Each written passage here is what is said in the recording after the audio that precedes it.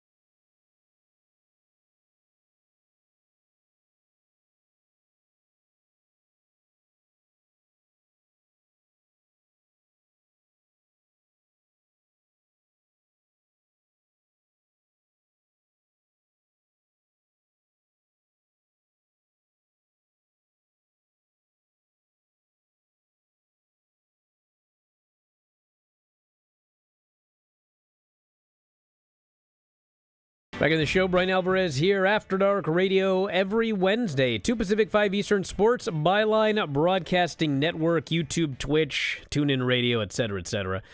And we are very happy today to be joined by Robert Baer, the Vice President, co-founder of Spiritual Awakenings International, past Vice President, former board member of the International Association for Near-Death Studies, attended West Valley College, San Jose State University, University of California, Santa Cruz, University of San Francisco, graduated with bachelor and master's degrees in public administration, as well as obtaining 2 teaching credentials. Robert, how you doing today? I'm doing great. Doing great. And we didn't even mention the main thing that we have to talk about on your resume today, which is dying and coming back twice. Is that correct? That is absolutely correct. So I guess we'll start at the beginning. Well, we're going to, I guess, not start at the beginning. In around 2008, 2009, you had a massive heart attack and died. And then a few days later, you died again. And this ended up being obviously a life-changing experience. You're here on the show to talk about it. And we'll get into what happened in a moment, but I guess the question would be, what was it like growing up before all of this happened? Did you have any interest in this topic? Did you ever think about it? What was your life like before the heart attack? I had a life where I was a policeman for 23 years. I retired from that. I was a city manager for 3 different communities. I should say a community manager, a professor at 2 universities, an international business consultant, and I also was a tribal administrator for a Native American nation. And I was not spiritual whatsoever. Everything was black and white. And these near-death experiences changed my life totally. Totally. It was almost like a reckoning for me. So the first one happened, were you boarding a plane or were you on a plane? Well, let me just set the background for this, because I was at home in 2008, and a friend of mine called me, and you have a real good friend where you talk to him and maybe you haven't talked for several months, and it feels like you're continuing the conversation. Yes. We've been friends since the 60s, policemen together. And he called and we were talking, and he just, out of the blue, he said, "Robert, I feel compelled to ask you this. Are you right with the Lord?" And I said, why did you ask me that? He goes, "I don't know." And I said, "Well, I think so." Short time later, I was now at let home me stop you real quick. You answered him, "I think so." Yes. Was there a reason that you said that? Because you noted that you were not spiritual at all. Did it just kind of come out, or did you not really take the question seriously, or how come you answered the way that you did?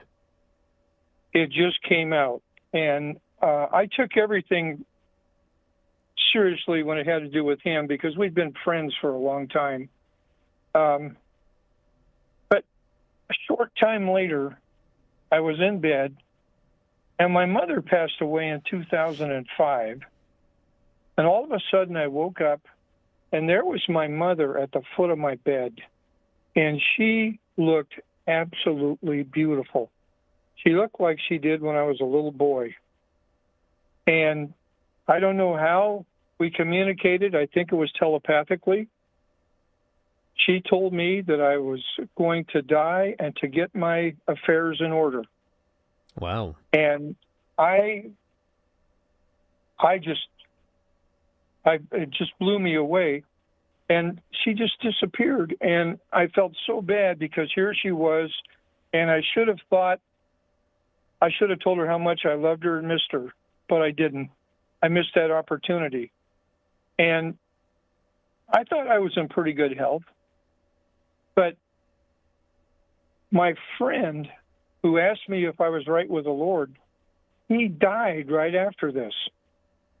And he had a stroke and died. And I went down to his celebration of life down in California and participated in talking about him and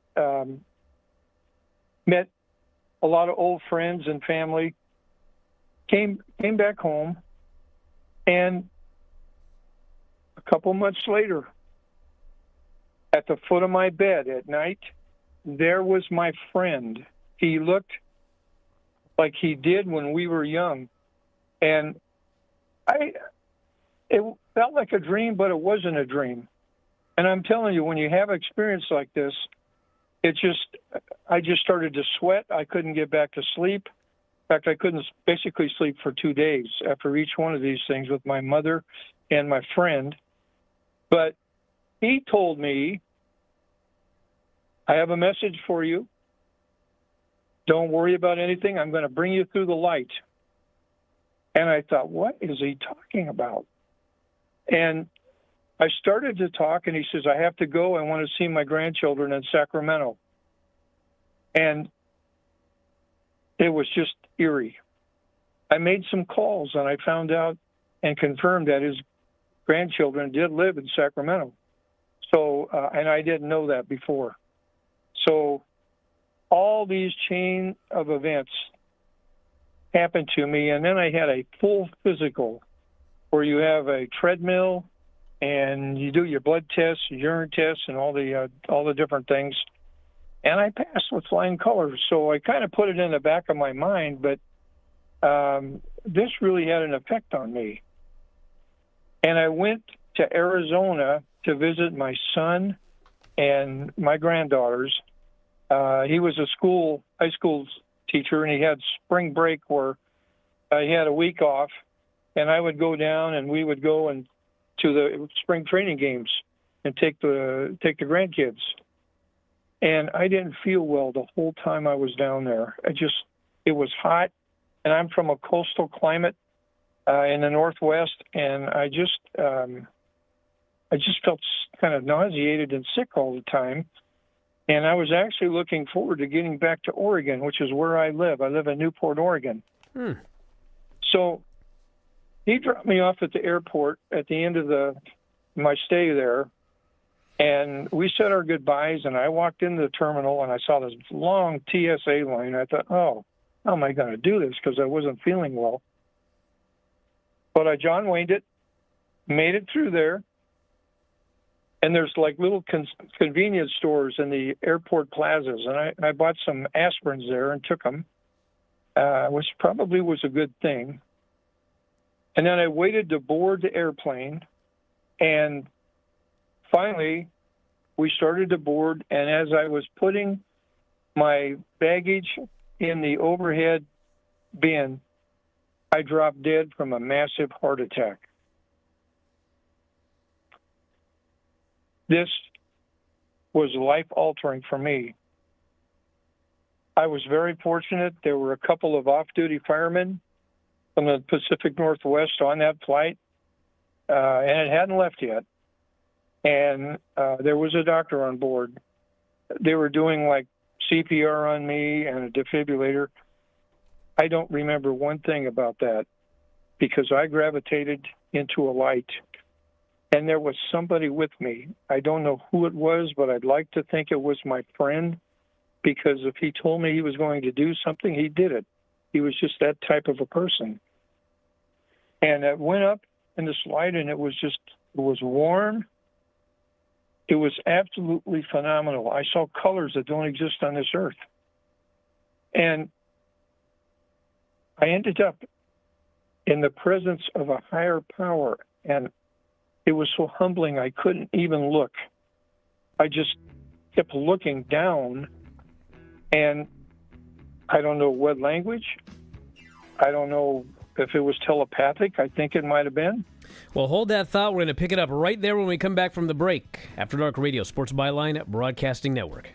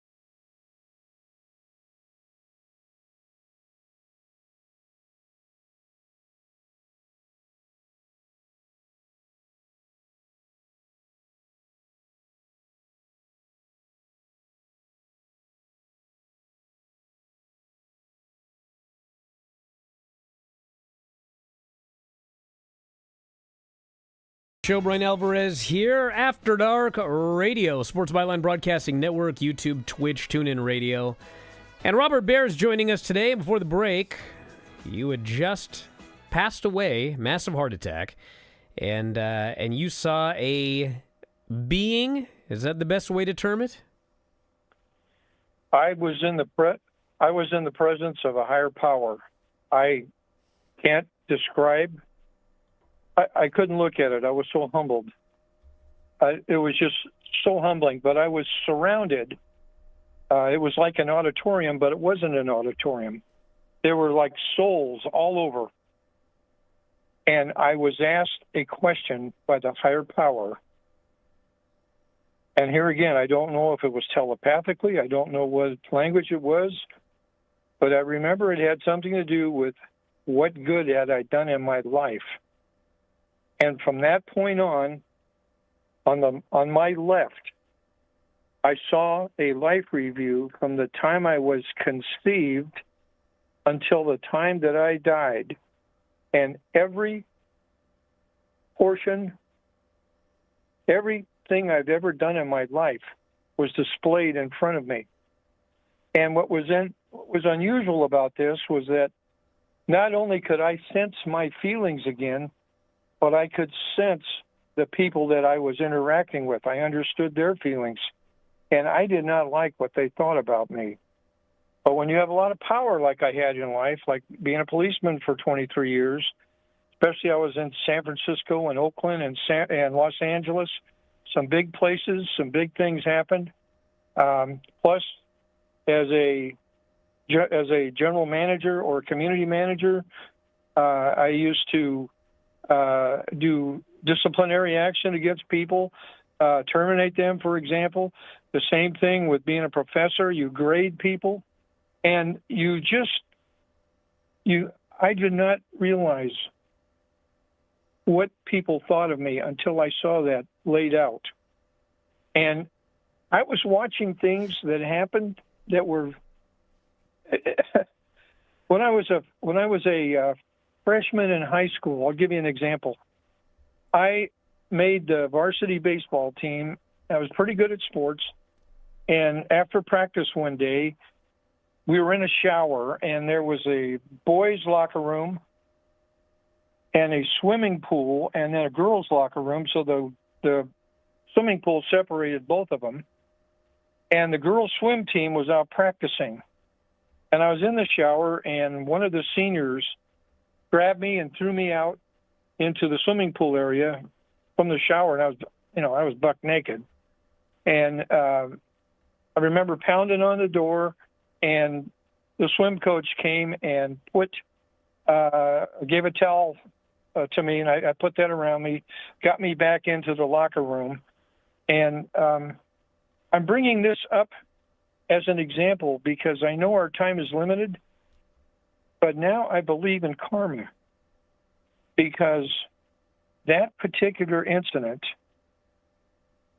led to something else that happened. Almost my last thing I did for the California Highway Patrol, getting ready to leave the organization, and I was driving late one night after I'd been in the office, was cleaning everything up, and there was a Thunderbird just going serpentine all over the road, and I thought, oh, this is the drunk driver. So I called an adjacent beat unit because they didn't want the watch commanders or shift supervisors tied up in case something major happened. He turned it over to a beat unit, and I called the beat unit, and I said, I'm going to have to stop this guy or he's going to get in a wreck or hurt somebody. So I pulled him over, walked up to him on the left side, asked for his driver's license, his registration, and I looked at his driver's license, and this was the guy that had taken me out of the shower and threw me out into the swimming pool area when I was in high school. Wow. I thought, what a small world. And I got him out, and the unit came up, and I said, you know something? I'm going to do this one myself. And I made the arrest, never told him who I was. He kept saying I looked familiar, but never told him who I was, took him down to the jail. He was crying that I was going to cause him to be divorced and so on and so forth. And I just thought to myself, this is karma. And it happens a few times in my life. And if we all sit and reflect, I think you'll see that probably it's happened to each of us at some point or time. But I booked him, never told him who I was, but it was just one incident of several that just stood out as I was watching my life review. I saw people that, and I went to places in this life review that it was just phenomenal to be able to see it again. Something was fidgeting on my right, and I took my attention away just for a moment, and there was my dog Scooter that had passed away in 2001. And she was so happy to see me, and I thought, I didn't know that animals went to where I was. And she couldn't come to me, but she was there. And everything laid out. Everything in my life. And all the way until the time that I died. And I know we're limited on time, so I won't go into too much of a detail. But what I want to say is that what I'm describing to your audience is no different. And I kind of feel like Christopher Columbus or Mark Twain or Marco Polo or whatever, where they went ahead and had adventures, but there were no cameras, no videos. And we're so accustomed to that in our lives right now, to see actual things develop and happen. All I can do is give you what I saw and what I felt. And it's up to your audience whether to believe it or not. That's totally up to them. But it really is no different than what Marco Polo or Christopher Columbus, when they went back, talked to their queens and their governments. It's just those of us that have had near-death experiences, we have to just be aware that that's going to happen. Some people are going to believe it. Some people aren't. It doesn't really matter to me. I just sit here and I'm telling you the truth. But all these... Oh, go ahead. I'm sorry. I was just going to ask, all of this is occurring, and, at some point you come back. A lot of people when they tell stories like this, some come back and the impression that they give is it was against their will. Others say they were like given a choice. What happened with you? I came back, and I don't know why I was selected to go back, but I came back, and they revived me. I had this doctor from Pakistan who wouldn't let me die. And I was alive for a few minutes, and then I died again. And this is the second near-death experience I had. I gravitated up above the Well, bed. let me ask one question before we get into the second one. When you came back, were you disappointed? Because a lot of times when these near-death experiences are so amazing to them that they actually are kind of upset when they come back because they would have preferred to have stayed. I don't believe I was upset. I was back. They were working on me. I passed again. And then my experience the second time was I was just hovering over the gurney in the emergency room while they were working on me. I remember seeing the flat line, but something that diverted my attention in another room, there were a couple of people going through my personal items that had come in on the ambulance because they were trying to figure out who the hell I was. And I was watching them go through my personal things, not paying attention to what the doctors were doing to me with the medical staff.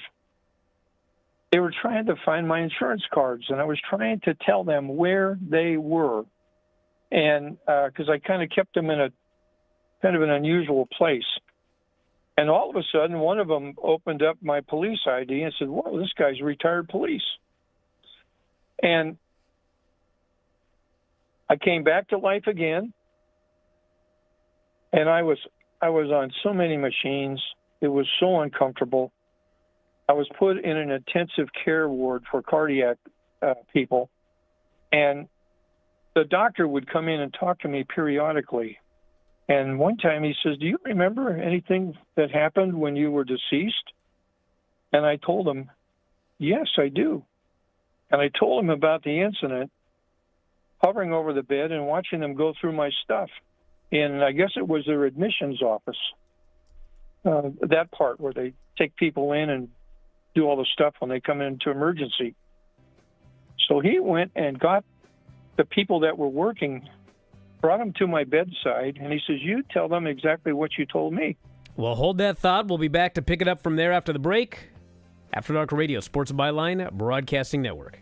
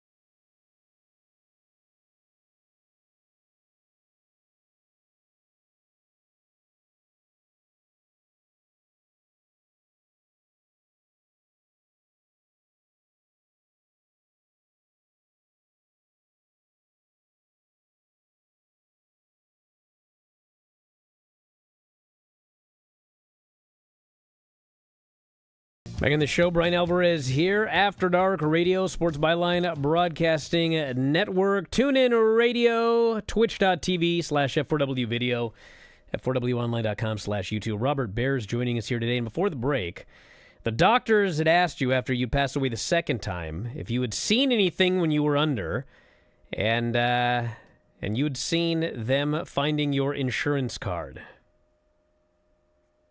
That's correct. I was explaining to him what I saw, and he went and got the people that were in the office there going through my belongings when I came in and brought them to my bedside. And he says, "You tell them what you told me." So I laid out what I saw, and they looked at me and they looked at the doctor and said, "That's exactly what happened, word for word." So I had two near-death experiences on the same day. They were totally different. And you always think in terms of a near-death experience being where you gravitate into a light, and that's probably the most common one people think about. But I had two totally different ones. And if you hear somebody saying that they had one where they gravitated into a light, somebody else saying that they gravitated over their bed, or they did some other things, that's very possible and very credible when you've been through what I've been through. And my rehab took quite a while, and I wanted to go home to Oregon and get out of Arizona. And the doctor did not want to release me, but I said, I want to go home. My kids had been able to come to see me, and that's what I felt like I was trying to stay alive for, because I didn't know if I was going to make it. And he says, "Well, I'll release you, but as soon as you get to Oregon, you're going to have this surgery done." And he says, "I have somebody there that I know that could do it, and you have to immediately go in and have it done." And I said, "That's fine, I'll do it." And I made it to on the flight, got picked up, went down. I ended up down in a hospital in Eugene, Oregon. I had my second follow-up surgery, and I was in the surgery recovering room, and it was raining sideways. The wind was blowing real hard. I could hear the rain hitting against the window, and I happened to look over to my left, and there was a nun, an old nun that was praying over me. And I asked her, I said, "Am I dead?" And she goes, "No, you're not dead." And I said, "So what are you doing here?" She says, "I'm praying for you." And I said, "Thank you." And she said, "I understand that you were deceased for a long period of time. And the first time I was deceased, it was about 45 minutes. The second time was about 10 minutes. And I said, "Well, who told you all this?" And she says, "Oh, it's all over the hospital. You're like Lazarus." Wow. And I said, "Come on." She goes, "No." She said, "I've been doing this my whole life. I've been a sister my whole life, a nun." And she said, "Can you talk to me and tell me about what you remember?" And I said, "Can you come back when I get a little more coherent?" And she goes, "I'll be back." That lady is only one of two people I've told everything to. And it was really emotional. She was crying, and it was really touching. But I told her things, some of my life experiences, because I've had some, as a policeman, you see a lot of things that aren't normal. And I'm writing a book, and that's how I'm going to start my book, is being in that recovery room, talking to that nun, and laying out what I remember and what I recall. And it'll be like I'm talking to her. And I'm in the process of doing that right now. But for your audience, they're probably wondering what effects this had on my life. Well, it turned turned me totally in a different direction.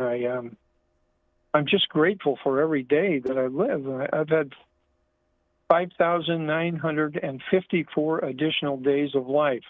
I count them every day, and I'm grateful, and I'm grateful, and I'm just thankful for the blessing of having that ability to do that. And I have issues where I still see colors periodically, but I've just learned is to just relax, sit down, or usually late at night, and I can watch the colors again and enjoy that. And I came back with medium type of abilities, and for a long time, something must have been wrong with my electronical field in my body, because I would set off microwaves, or I'd set off alarms in stores, or TSA. I would set off things going through their line to board a flight. This was after you came back. Pardon me? This was after you came back. Yeah. Weird. Yeah. And I just became more spiritual. I learned to appreciate life and realize that pretty much everything's small stuff. You know, I want to ask about that very quickly, because when you told the story about the first near-death experience, you said that you were in the presence of a higher power. You did not specify. You did not say Jesus. You did not. I mean, it was just a higher power. You mentioned karma, which is a Buddhist philosophy, Buddhist term. And I guess the question, because a lot of people are asking here, well, what about people that don't believe in anything? What happens to them? I mean, you were one of those people that believed in nothing, and this happened to you. Would you say that today, you know, so many wars and such have been started, and so many people have been killed over religion? Is this all just the same thing? You know, it very well could be, yes. I hadn't thought of it that way, but since you put it that way, I honestly, I don't know the higher power that I was in front of. I don't know if it was Jesus. I don't know if it was God. I was so humbled to be in front of this higher power that it had an effect on me where I just couldn't look. And I get asked that all the time. Oh, was it Jesus? Or I honestly don't know. And we probably all experience things differently. And maybe somebody else that you talk to that's being in front of the higher power may say that, oh, that was that Jesus? And I'll go, yeah. Or was that God? And they'll say, yes. All I know is that I was in the presence of the most powerful thing you could ever be in front of. And it was a reckoning to see how I behaved in my life. And I have done everything I can to make amends with people that I may have done something to at some point or time that I didn't feel right. I forgive very easily. I've just learned to let go of things, but I've learned to appreciate life. And every day really is an adventure. I don't know how to explain that to your audience, but I mean, you get bad times and maybe you get a ticket by the police or whatever. That's probably small stuff. Maybe you got a cancer diagnosis, which may be big stuff, but it all is part of your life, and you have to deal with those things. And I'm just so gifted. The other thing I'd like to say is, for your audience, this may put it in a good perspective. Michael Jackson passed away about the same time that I did, and they took him when he was deceased to a doctor that's renowned for raising the dead in Los Angeles, and he was deceased about 45 minutes, and he couldn't revive him. And I often think, with all of his power, with all of his money, with all of the things that happened in his life, I was just basically a regular person. But I wonder what he would have given to have the extra amount of time of life, extension of life that I've had.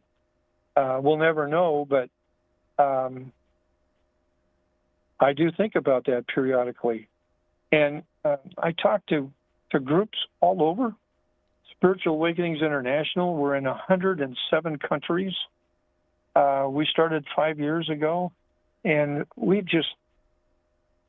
it's like a bullet train. People are on board, and we talk about not only near-death experiences, but other things like Kundalini awakenings and shared death experiences and all these different things that can happen. They're called spiritually transformative experiences. And the person that I was involved with in creating Spiritual Awakenings International, and I think we've done something wonderful for the world, she's the one that coined that phrase. She's a medical doctor and a psychotherapist who also had a near-death, actually a couple of near-death experiences. So for your audience, if they would like to follow up on anything that I've talked about or anything that might be of interest, just check our website, www.spiritualawakeningsinternational, you got to spell it out, .org, and take a look at what's on there, and take a look at our affiliated groups. We have them from all over the world. Come to some of our events. They're free. We don't charge anybody anything. That way you can attend whether you're poor or whether you're rich. It doesn't matter. If you want to do a donation, that's great. If you don't, that's great too. But you can learn about some of the things like I've talked about and experiences that other people have had.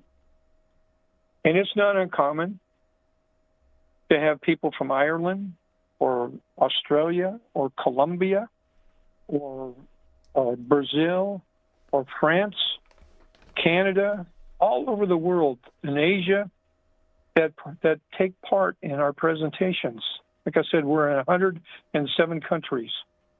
And you would be able to link and network with some really great people.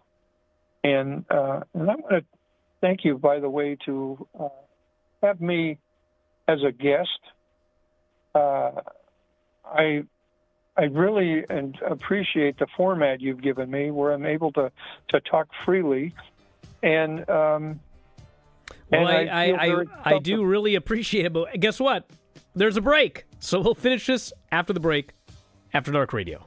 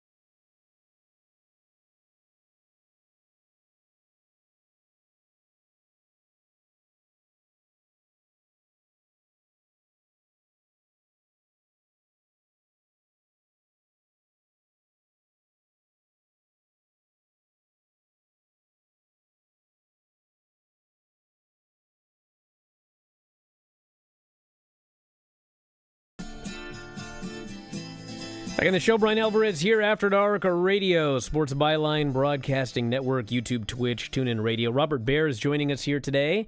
And we are out of time, but of course, if you want more information on all of this, we're going to get Robert back on in the future. And you can go to spiritualawakeningsinternational.org. They just had their 2025 conference Saturday, in fact, this past Saturday. Or no, June 7, June 7, 2025, it says here. So, anything else we need to get out there, Robert? Just that this isn't something that's new. I think for centuries, probably for everybody's lifetime, one of the biggest questions people have is what happens to me when I die? I think we have several people that could give your audience an outlook of what they experienced if they've passed and came back to life, or maybe they've had some other type of a spiritually transformative experience. I think people have wondered about that for centuries, and probably way back when. And you don't think about it until you get close. And I've been on several shows, podcasts, television. It's amazing how people all kind of start to think about that. And we may not be able to answer your questions, but I think we can give you a perspective. I have mine that I gave you. And like I said, it's up to your audience whether to believe it or not. This is what I remember and what I recall. And I appreciate the time that you give me to discuss this. And if your audience needs to know more or contact us, please feel free to do it.